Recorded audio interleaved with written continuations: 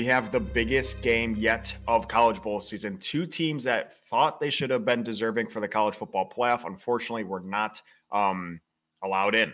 They weren't given the chance. So this is, I guess, the next best bowl. You would probably consider this the third best bowl. We have number 6, Georgia, against number 5, Florida State. Georgia, 20-point favorite in this game. 20 points. This, I think, opened as 2 touchdowns. Maybe I think it was like 14 and a half. 20 points now. Over under is 44 and a half. This is just crazy. From what I'm seeing, pretty much every single Georgia player is playing that's not hurt. I know Brock Bowers is hurt, so he will not be playing.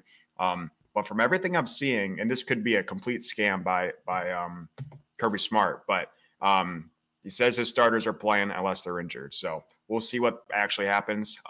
As opposed to Florida State has almost everyone out.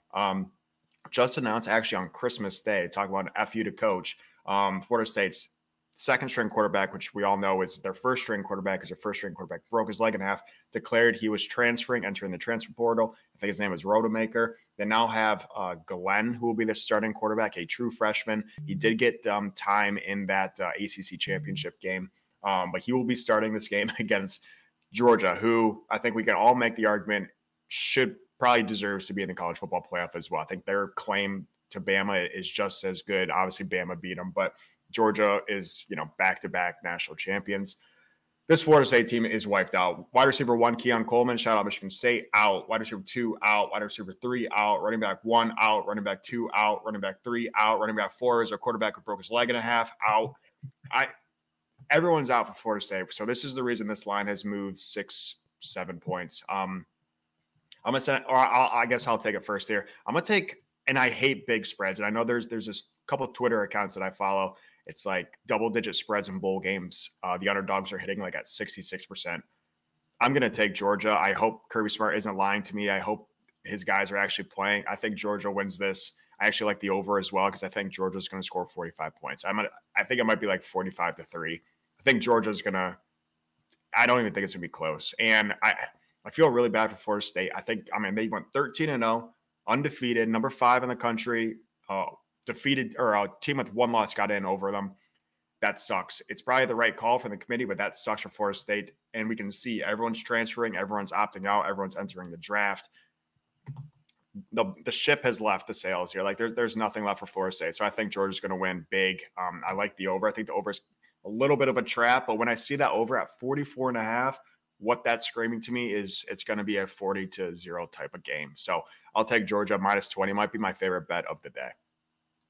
Really? Yeah, and I hate taking the big spreads, but I think they're going to crush them.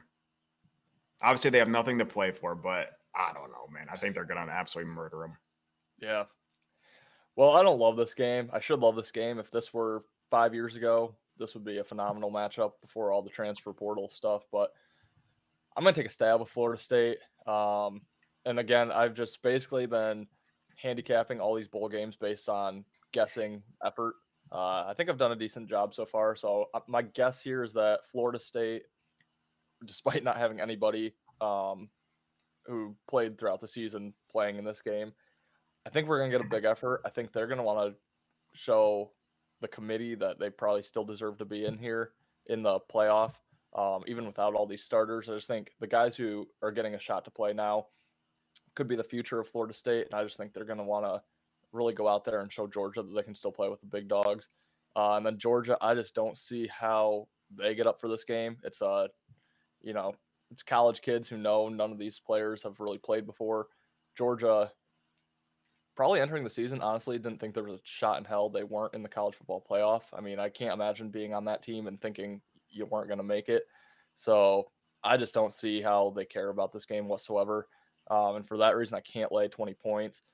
I know some of the post-game interviews after the Bama loss, I think Kirby Smart said all the right stuff to maybe still think that they might get up for this game, but I just don't see it. If I were on the team, I'd be like, season over. We don't belong here. We belong in the playoff, and we didn't make it. So I can't see Georgia showing too much effort, and I kind of see Florida State just giving a big FU to the committee and playing Georgia tight here. So I'm going to take the 20 here with Florida State, but it's tough. I'm guessing effort at this point. Yeah, and I agree. I think the coach is going to be super motivating for Florida State. I think the guys that are playing, I think are going to get up for it. The only thing for Georgia, I compare this to, like, I think it was Bama last year or the year before where they got snubbed. And they absolutely rolled. I think it was Kansas State. I think that was rolled them. Yeah, like 45-7, like just absolutely murdered them. And like, what did Alabama have to get up for? So I think that's kind of a similar boat. I think Nick Saban is a better motivator and coach than Kurt, or whatever his name is, Kirby Smart. That might be a hot topic, but yeah, I just compare this to that game, and I can agree. I understand the Florida State wanting to prove something, but I think Georgia's could be in that same boat. But I will say they probably are a little complacent after going back to back in national champions. Now they're not even in the playoffs. I can see some of the guys being pissed, but huge game. I look very forward to watching. This is at 4 p.m. It's in Miami, Florida.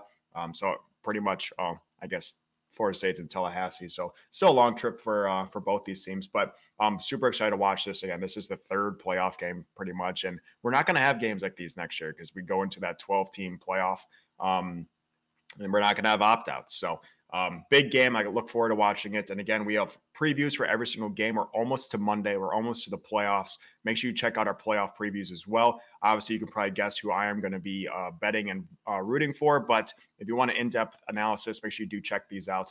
We appreciate you guys. Thanks for tuning in, and we'll see you next time. You better start listening to the Better in Green podcast.